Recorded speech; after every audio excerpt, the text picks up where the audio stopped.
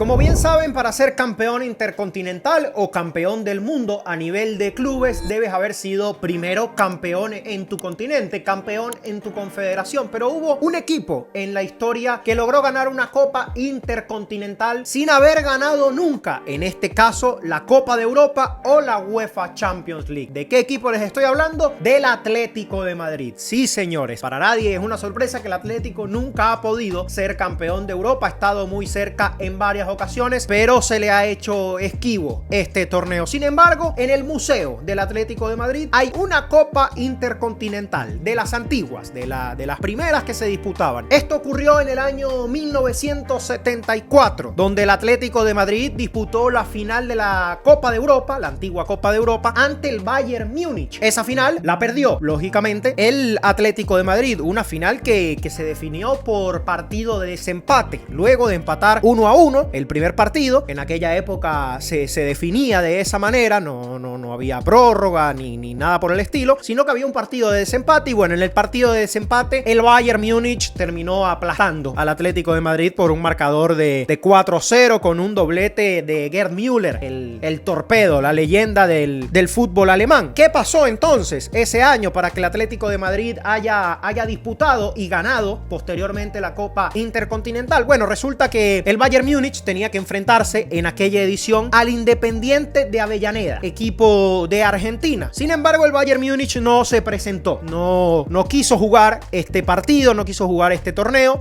alegando incompatibilidad de fechas. Pero hay una historia más allá, hay un trasfondo detrás de esto, y es que puede ser que sea verdad el tema de la incompatibilidad de fechas, pero la verdadera razón por la que el Bayern Múnich no quiso presentarse a jugar esta Copa Intercontinental es que en aquella época los europeos se quejaban mucho de la rudeza y la hostilidad de los equipos sudamericanos a la hora de jugar. Entonces hasta preferían llegar a este punto de no presentarse, de no jugar, de renunciar a un título importante que en aquella época tenía muchísimo prestigio, siempre lo ha tenido, pero en aquella época bastante más, además que era muchísimo más igualado el nivel entre Sudamérica y Europa. De hecho, se jugaba a ida y vuelta, un torneo hermoso, espectacular. Se jugaba un partido en Sudamérica y el otro partido en Europa, o viceversa, según correspondiera. Pero lo cierto es que el Bayern Múnich ese año no decidió presentarse por estos motivos que les cuento. Los sudamericanos evidentemente siempre se han caracterizado por ser equipos que van duro al choque, que van a cada pelota con un ímpetu muy diferente al que juegan los equipos europeos. Y bueno, para evitar cualquier lesión o pasar ese mal rato, un poco absurdo esa razón, la verdad, esto es fútbol, hay que saber adaptarse al rival, pero bueno, era otra época también, convengamos. Así que finalmente fue el subcampeón de esa Copa de Europa a jugar la Copa Intercontinental contra Independiente de Avellaneda. ¿Y quién fue? Bueno, el Atlético de Madrid. ¿Qué ocurrió en esa Copa Intercontinental? Bueno, partido de ida lo gana Independiente, el equipo argentino logra ganar el partido de ida 1-0 en Avellaneda. El gol lo hace Agustín Balbuena, un Atlético de Madrid dirigido ya por Luis Aragonés, el famoso técnico español que salió campeón de Europa con España en el año 2008. Y en el partido de vuelta el Atlético de Madrid logró la remontada, logró ganar 2-0 en su casa, en el estadio Vicente Calderón, el antiguo Vicente Calderón. Un 10 de abril del 75 fue ese partido, se disputó al año siguiente. Quizás por eso el Bayern también alegó el tema de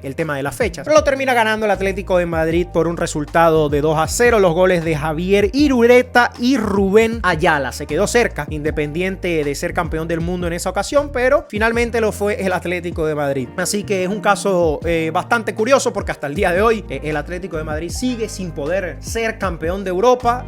Además de esta final perdida, las dos finales que muchos ya conocemos ante el Real Madrid, tanto en 2014 como en el año 2016, donde se quedó tan cerca como en esta ocasión del 1974. La verdad que es increíble lo del Atlético de Madrid en la Champions. Pero el Atlético de Madrid es campeón del mundo. Es uno de los equipos que puede decir que es campeón del mundo sin haber sido además campeón de Europa. Un caso bastante curioso y único en la historia del fútbol. Y bueno, un Atlético de Madrid que veremos si en algún momento de su historia logra volver a ser campeón, o mejor dicho, logra volver a ser campeón del mundo y logra ser campeón de Europa por primera vez, porque ahorita se disputó, ¿no?, el Mundial de Clubes de 32 equipos por primera vez en su primera edición, y el Atlético de Madrid participó, es decir, participó en otro mundial o en otro torneo de estas características. estadísticas sin haber sido todavía campeón, pero bueno, sabemos que es un nuevo formato en el que entran equipos por ranking y demás. Y bueno, el Atlético de Madrid logró estar también en